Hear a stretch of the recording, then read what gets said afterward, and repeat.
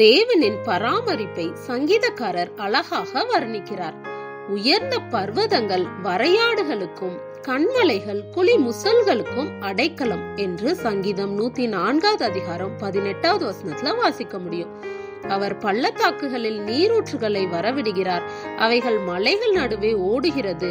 அவைகளின் ஓரமாய் ஆகாயத்து பறவைகள் சஞ்சரித்து கிளைகளின் மேலிருந்து பாடும் என்று சங்கீதம் 104 அதிகாரம் 10வது மற்றும் 12வது வசனங்கள்ல வாசிக்க முடியும்.